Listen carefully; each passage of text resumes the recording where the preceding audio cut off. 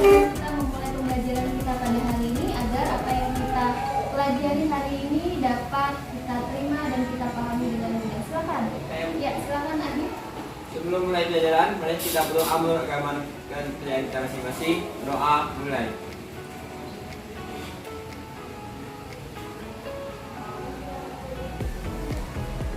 Doa selesai. Baik, terima kasih Adit berkenan untuk memimpin doa mengawali pembelajaran kita pada hari ini.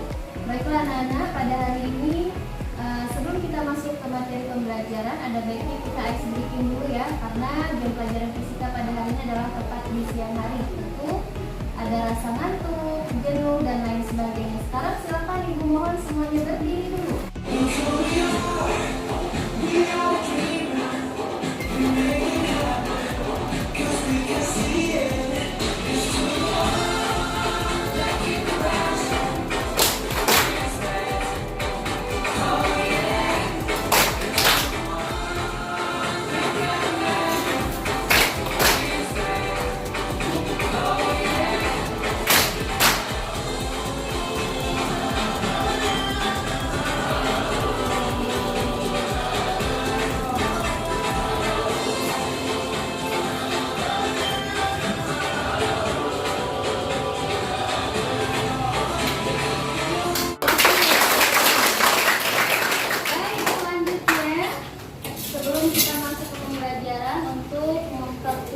Pemahaman kita dan sikap serta perilaku kita terkait dengan 6 dimensi profil pelajar Pancasila. Mari sama-sama kita nyanyikan yel-yel profil pelajar Pancasila. Pancasila beriman dan bertakwa pada Tuhan Yang Esa dan berakhlak mulia, berkebinekaan global, gotong royong mandiri, kreatif dan bernalar kritis. Oke, baik, silakan kalian mulai dulu.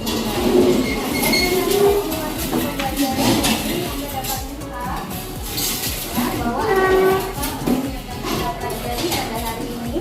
Pertama di sini kita akan belajar tentang radiasi elektromagnetik ya. Nah, sebelum masuk ke pembelajaran, di sini Anda dapat perhatikan bahwa ada beberapa hal terkait dengan kesepakatan belajar yang telah kita sepakati sebelumnya. Yang pertama di sini, seluruh peserta didik memiliki kesempatan untuk bertanya, berpikiran terbuka, menghormati, berpartisipasi penuh dalam pembelajaran. Dan yang kelima adalah mengikuti sesi kelas ini dengan perasaan gembira. Selanjutnya anak-anak di sini sebelum masuk ke materi pembelajaran selanjutnya, Ibu akan memberikan satu motivasi terkait dengan pembelajaran kita pada hari ini. Polusi elektromagnetik adalah suatu efek radiasi yang terpapar terus-menerus dan berasal dari peralatan elektronik yang mengeluarkan gelombang elektromagnetik di sekitaran kita.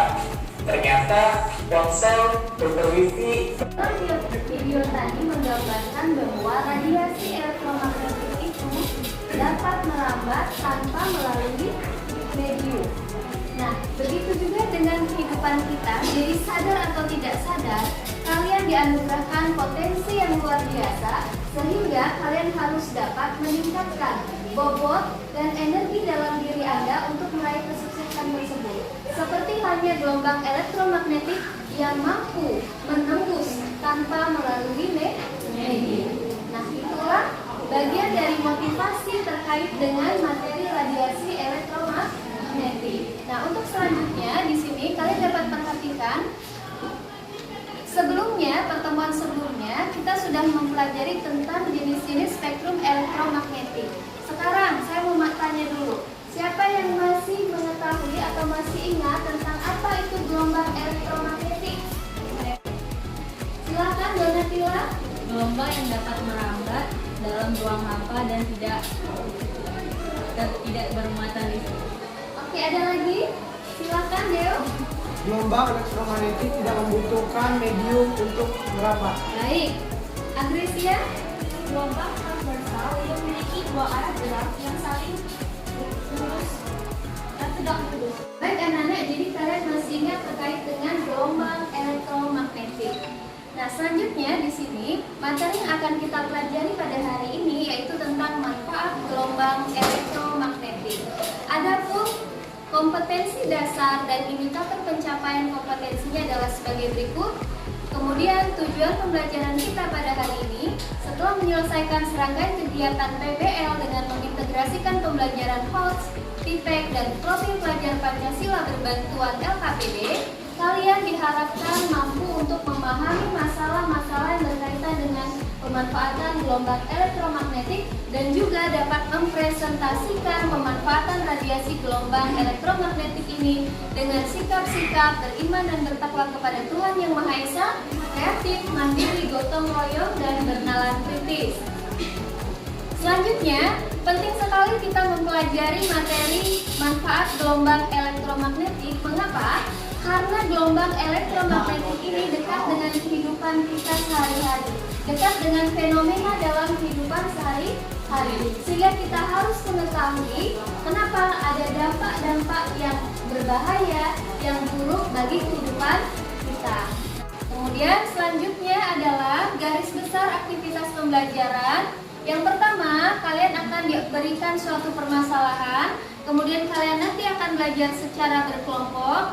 Kalian akan melakukan penyelidikan dengan berbantuan handphone, kemudian mengembangkan dan menyajikan hasil karya, serta menganalisis dan mengevaluasi proses pemecahan masalah dalam bentuk presentasi kelompok.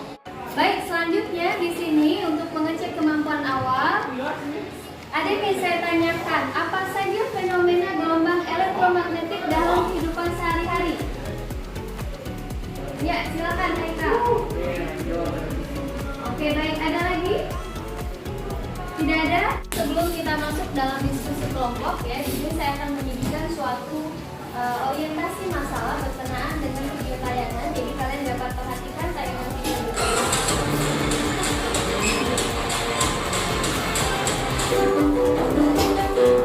Assalamualaikum warahmatullahi wabarakatuh. Halo anak-anak, kali ini saya berada di salah satu kelalaian yang ada di Riau, tepatnya di samping alat barcode scanner. Alat ini memanfaatkan gelombang elektromagnetik dalam bentuk kerjanya, yaitu laser barcode scanner. Barcode scanner ini menggunakan sinar laser sebagai sumber cahaya untuk melakukan scan barcode pada suatu barang atau produk. Hasil dari scan barcode ini akan diterjemahkan oleh mesin barcode untuk kemudian muncul pada layar komputer. Mari kita coba untuk melakukan scan barcode pada mainan sapi ini. Kakak di sini bahwa harga dari mainan sapi ini seharga Rp78.000. Kita asik. Dari tayangan video tadi, apa yang dapat kalian amati?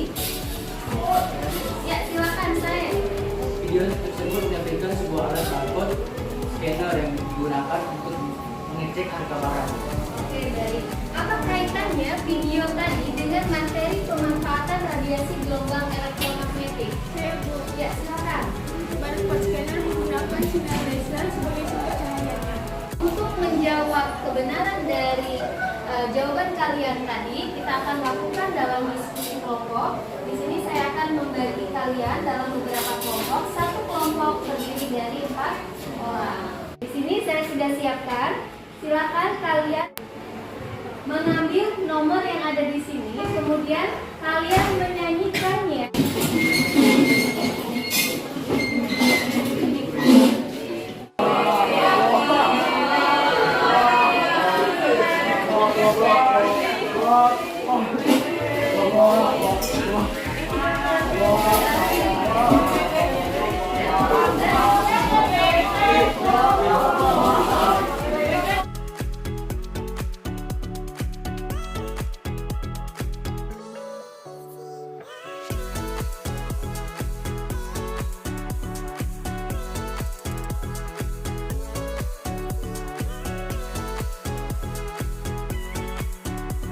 Baik anak-anak, di sana saya sudah bagikan LKPD-nya, ya. Jadi silakan Anda lihat, tuliskan nama kelompok Anda di sini, ya. Kemudian kalian bisa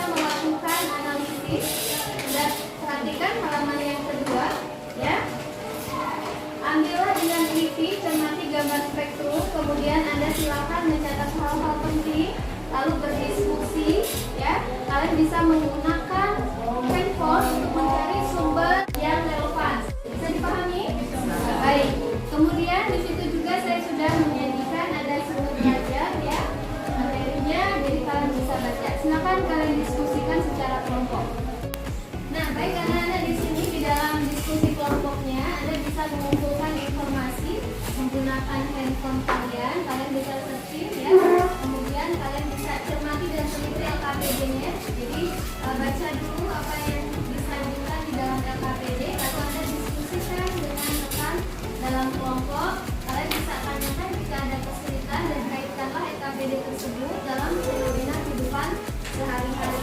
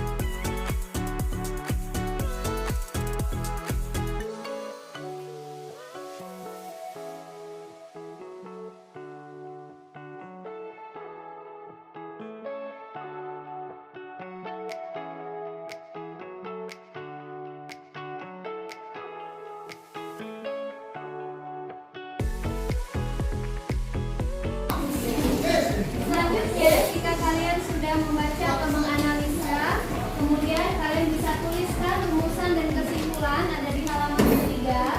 Kemudian kalian susun apa kesimpulan yang kalian peroleh dari diskusi kelompok kalian.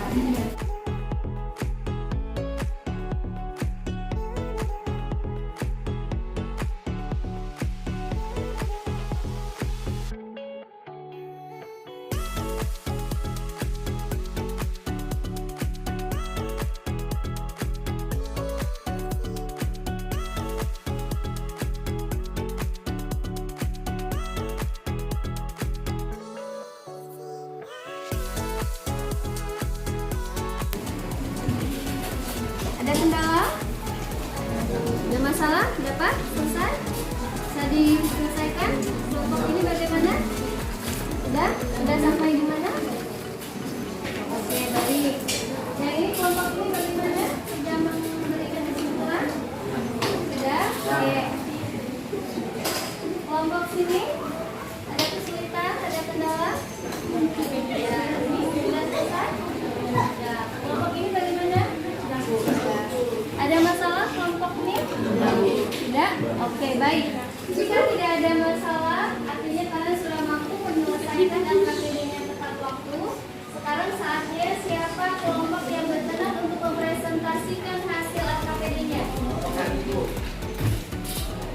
Baik, silakan kelompok Yuda dan kawan-kawan untuk mempresentasikan hasil LKPD-nya. Sedangkan kelompok yang lainnya silakan berbalik badan untuk menyimak presentasi yang disajikan oleh rekan-rekan kita. Dan perhatikan ketika temannya menyajikan atau mempresentasikan, kalian simak dengan baik dan kalian pahami. Barangkali ada yang ingin dikonfirmasi atau memberikan pendapat dari hasil presentasi, dipersilakan dengan cara mengangkat tangan terlebih dahulu. Bisa disimak, anak-anak, bisa dipahami? Bisa. Oke, baik, silakan kelompok Yuda dan kawan-kawan. Selamat siang teman-teman. Siang. Di sini kami ingin mempresentasikan tentang gelombang elektromagnetik. Setelah melakukan pengamatan dan mencatat hal-hal penting pada gambar. Lakukan diskusi dengan kelompok atau ada berapa jenis radiasi gelombang elektromagnetik?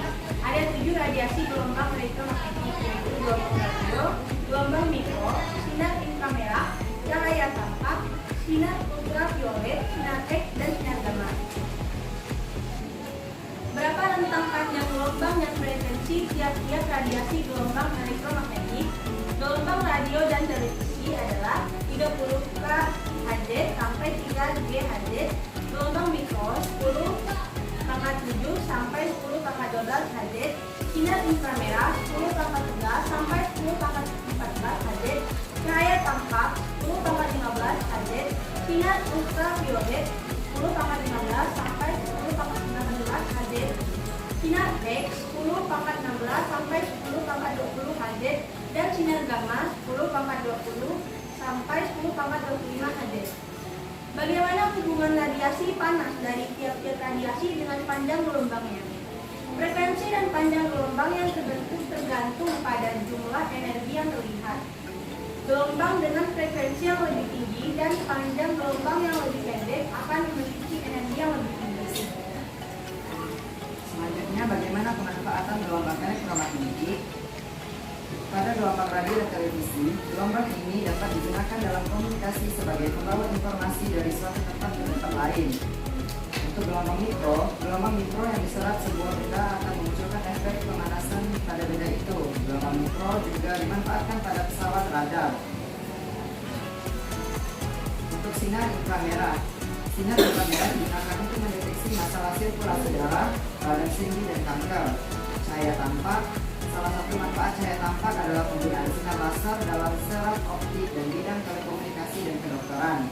Sinar ultraviolet atau biasa disebut dengan sinar UV digunakan untuk menyuci hamakan ruangan operasi, rumah sakit, serta peralatannya. Jika terlalu sering terkena sinar UV, warna kulit menjadi kehitaman bahkan bisa mengakibatkan kanker kulit. Sinar UV sering dimanfaatkan pada alat mendeteksi uang palsu. Selanjutnya ada sinar X. Sinar X dapat digunakan untuk memotret tulang-tulang dalam tubuh, melihat bagian dalam tubuh tanpa membedanya, dan melihat bagian dalam benda tanpa membukanya. Yang terakhir ada sinar gamma. Sinar gamma dapat digunakan untuk membunuh sel kanker, sterilisasi peralatan rumah sakit, dan memeriksa cacat pada logam. Yang terakhir tentang kesimpulan. Buatlah kesimpulan dari kegiatan yang telah Anda lakukan, kemudian presentasikan di depan kelas. Kesimpulan dari presentasi kami hari ini adalah ada 7 radiasi gelombang elektromagnetik, yaitu gelombang radio, gelombang mikro, sinar inframerah, cahaya tampak, sinar ultraviolet, sinar X, dan sinar gamma. Frekuensi dan panjang gelombang yang terbentuk tergantung pada jumlah energi yang terlibat. Gelombang dengan frekuensi yang lebih tinggi dan panjang gelombang yang lebih pendek akan memiliki energi yang lebih tinggi. Manfaat gelombang elektromagnetik ini disesuaikan dengan panjang gelombang dan frekuensi gelombang. Sekian hasil dari kelompok kami. Terima kasih. Baik, dari hasil presentasi tadi, ada yang ingin mengkonfirmasi atau ada yang ingin ditanyakan? Tidak ada? Jelas? Baik, jika tidak ada, kita beri close dulu untuk kelompok.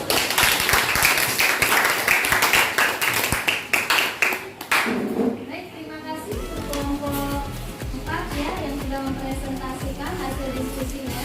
Baik, anak-anak, di sini kita lanjutkan bahwa dari pembelajaran kita hari ini, dari diskusi kelompok, Anda dapat mengetahui bahwa gelombang elektromagnetik itu adalah gelombang yang tidak memerlukan medium dalam merambatannya, di mana energi yang merambat ini terdiri dari beberapa karakter, ada panjang gelombang, amplitudo, frekuensi, dan kecepatan. Kemudian di sini energi elektromagnetik yang dipancarkan atau dilepaskan itu setiap radiasi atau spektrum itu berbeda. Semakin tinggi level energinya, maka akan semakin besar frekuensinya dan berbanding terbalik dengan panjang gelombangnya.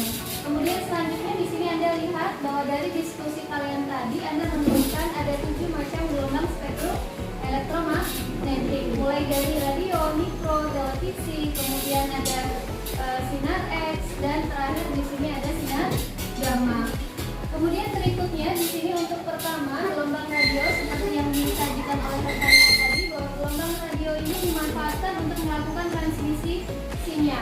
Kemudian gelombang mikro ini biasa digunakan ketika Anda memanfaatkan microwave ya untuk memanaskan atau menghangatkan makanan. Dapat juga gelombang mikro ini digunakan untuk berkomunikasi melalui radar. Selanjutnya sinar inframerah. Sinar inframerah ini tidak terlihat ya, tetapi dapat dideteksi. Jadi manfaatnya adalah pada remote control.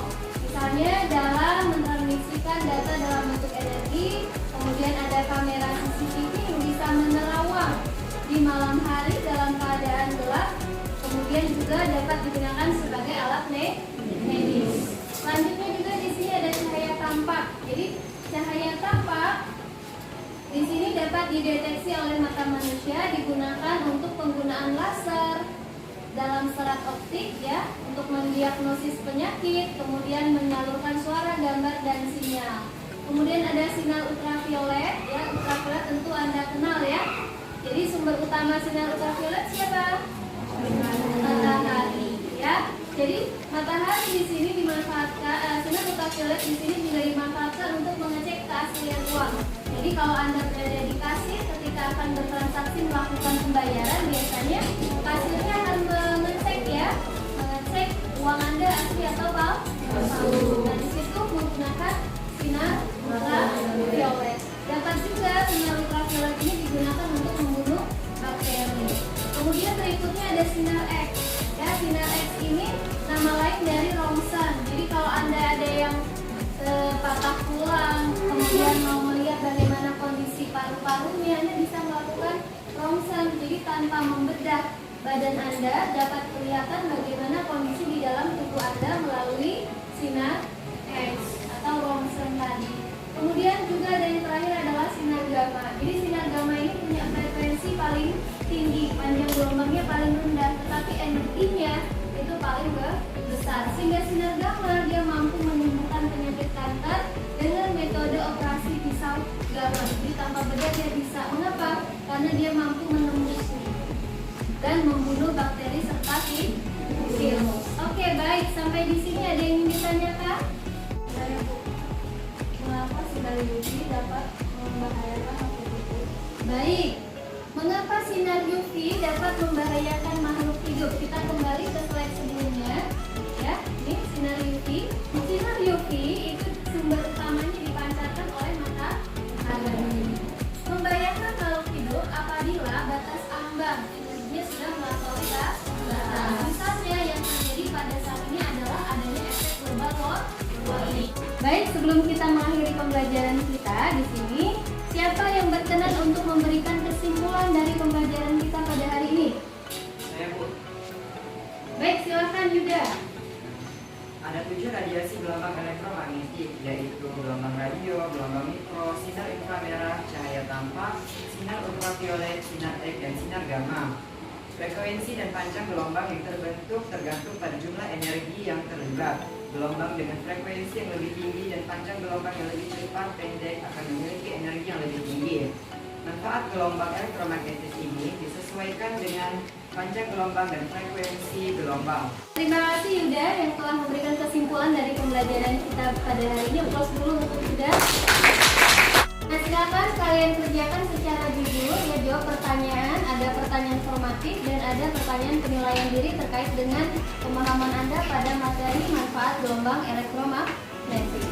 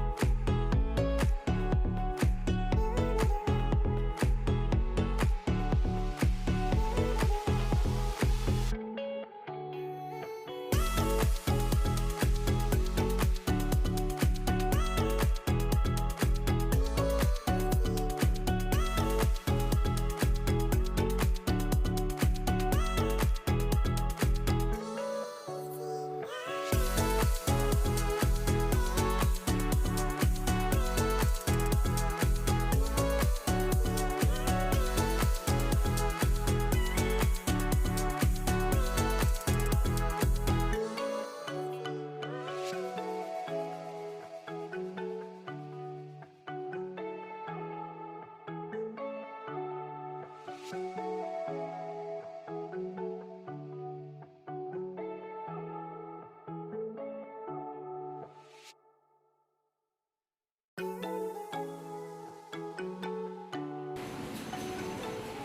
kalian tuliskan refleksi pembelajaran kita pada hari ini. Saya akan membagikan memo stick ini dan tuliskan sesuai dengan pernyataan tersebut. Baik, silakan kalian tuliskan refleksi pembelajaran sesuai dengan yang tertera di depan.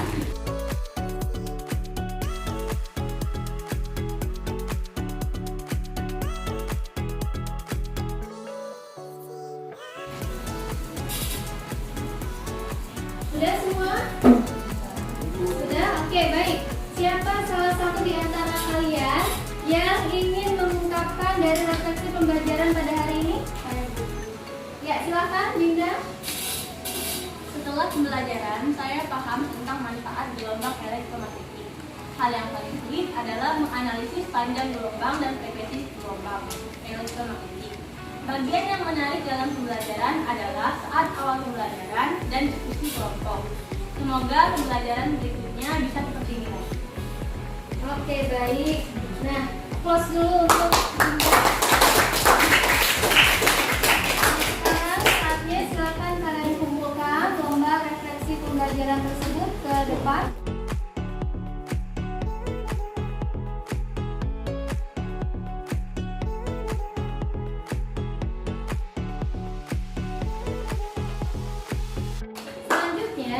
Silakan kalian pelajari tentang bahaya gelombang elektromagnetik pada pertemuan berikutnya, yaitu hari Sabtu. Saat ini kita akan membahas lebih dalam terkait dengan bahaya-bahaya dari gelombang elektromagnetik. Baik, sebelum saya mengakhiri pembelajaran kita pada hari ini, ada baiknya siapa berkenan untuk memimpin doa terlebih dahulu. Ya, silakan Adi. Sebelum mengakhiri pelajaran, mari kita berdoa menurut agama negara kita masing-masing. Berdoa mulai.